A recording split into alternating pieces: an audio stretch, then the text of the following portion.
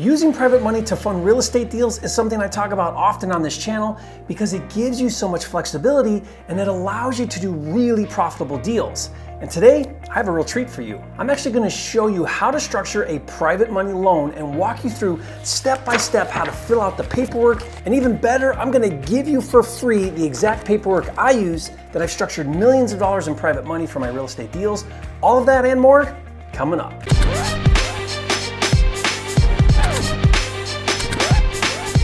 The Real Estate Funding Kit is out now. Learn how to get 100% funding for all your deals without dealing with the banks. Claim your free copy at myfundingkit.com.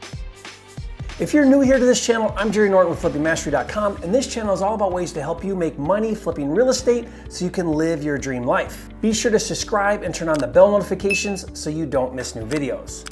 Now, before we get started, this is extremely important. I am not a lawyer and I do not practice law during my instructions, nor should you rely on my instructions as legal advice. It is in your best interest to consult competent legal professionals when borrowing money and conducting real estate transactions. Now, here's what I will say about any type of real estate paperwork, whether it's a contract or loan documents or whatever.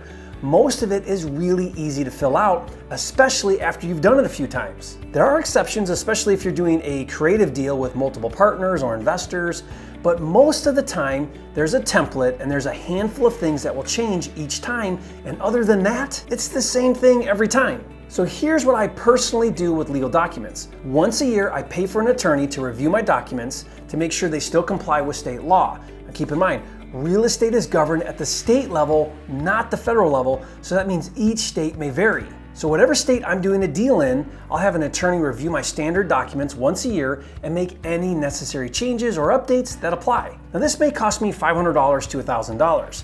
Then I fill out the paperwork myself throughout the year. Now again, this is what I do. That's what I'm comfortable with doing. Whatever you decide to do, it's on you. You are a big boy or a big girl, so take responsibility for your actions. And later in this video, I'm going to share with you how to download my exact loan documents, but I advise you to have an attorney review them in your state before using them. So are we clear on that? Virtually nod your head for me. All right. Now before we get into the paperwork, let me quickly review what a private money loan is. A private money lender is different than a hard money lender or any other financial institution such as banks, in that a private money lender is an individual who lends his or her own capital to you for real estate deals. Despite what a lot of people think, a private money loan has nothing to do with interest rates or points or equity or credit or any of the terms or lending criteria. Private money could be more or less expensive than hard money. It simply means it's an individual, not an institution that has pooled money into a fund. Now in this video, I'm not going to focus on where to find private money or how to best use private money. I did a video where I explained how I do deals with 100% funding and how I use hard money to fund 80% of the deal and private money to fund the other 20%.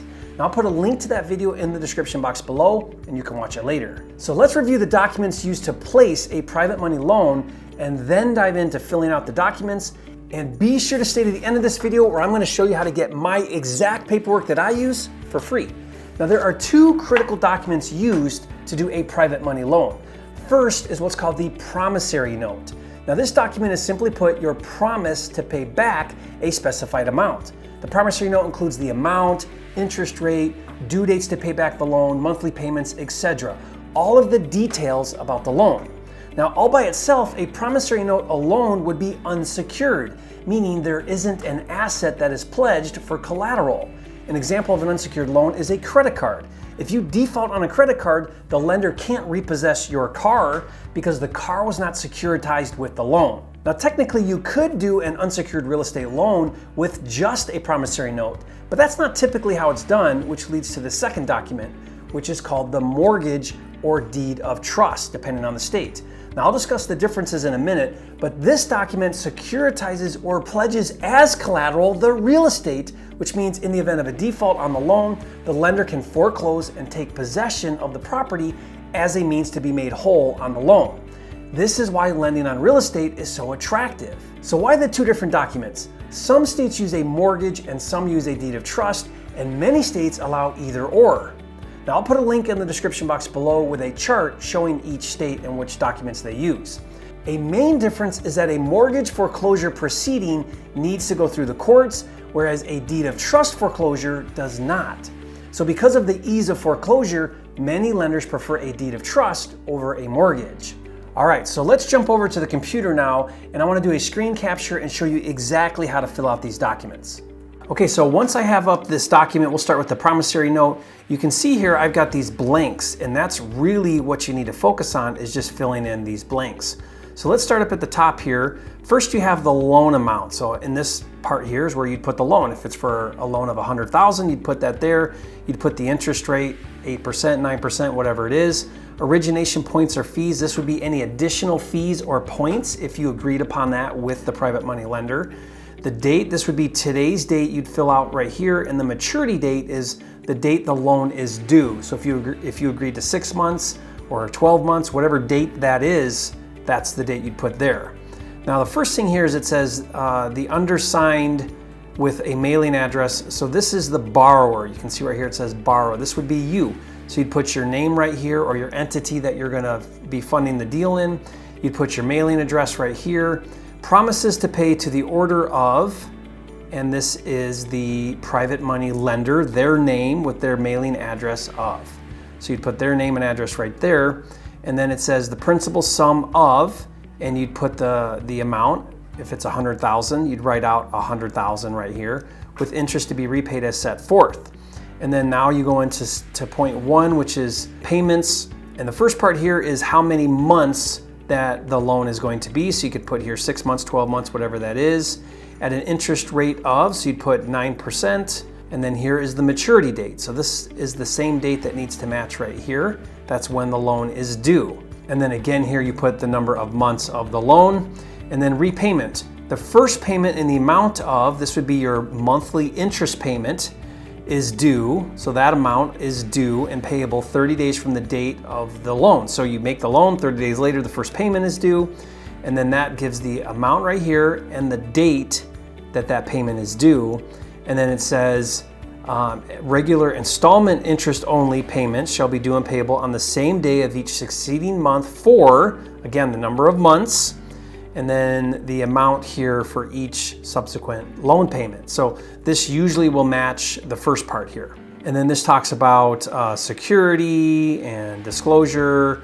And then here's the mortgage. If we're looking at the one that applies to a mortgage, and this is where you get some details. You put the county here of where the property is. This is where you'd put the lender's name. Okay, so it's just kind of reiterating again that there is a mortgage in place with this promissory note. And this blank here says if litigation described in section 6 is not successful, the entire amount of the loan typically plus accrued interest becomes doable to the lender upon court's finding not in favor of the borrower. So if it goes to foreclosure, the entire amount is what's due.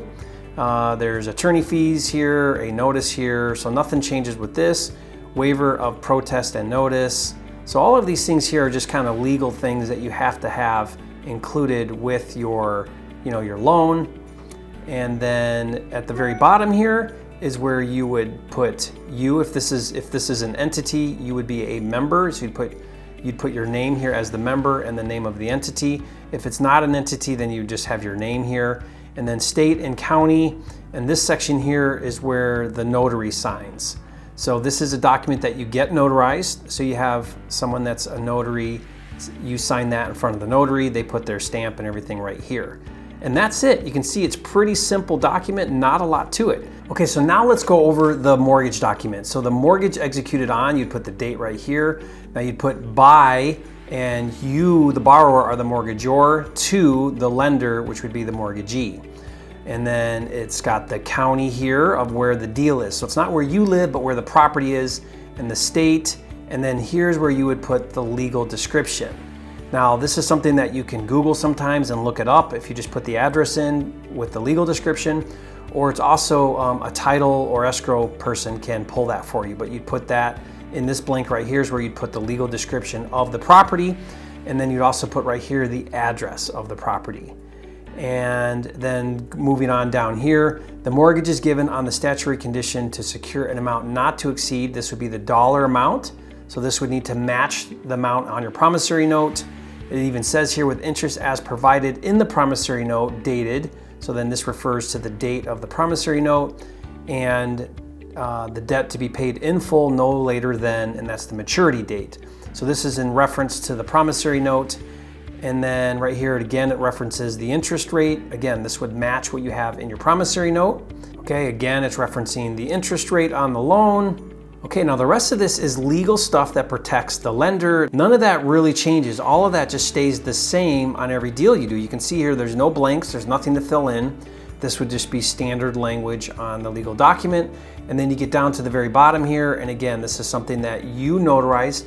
And notice here, neither the promissory note nor the mortgage, the lender signs. They don't have to sign, you sign pledging this to them. So you're the only one who signs this document, and you get both of these notarized.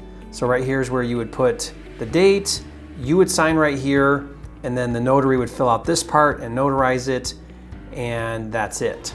All right, so as you can see, it's not very complicated to fill out. And if you'd like to get these loan documents for free, I've included them in my free funding kit. You can also get a bunch of other really awesome resources to help you secure all the money you'll ever need for your real estate deals. Just go to myfundingkit.com or click the link in the description. Hey, if you learned something on this video, show some love. Hit that like button right now and leave a comment. Let me know the biggest takeaway you got from this video. And if you haven't yet, be sure to subscribe to the channel. I'm dedicated to helping you make more money and less time flipping real estate so you can live your dream life. And remember, it's not about the money, it's about having the time and freedom to have, be, do, and give everything that really matters in life. That's what it's all about, and I'll see you on the next video.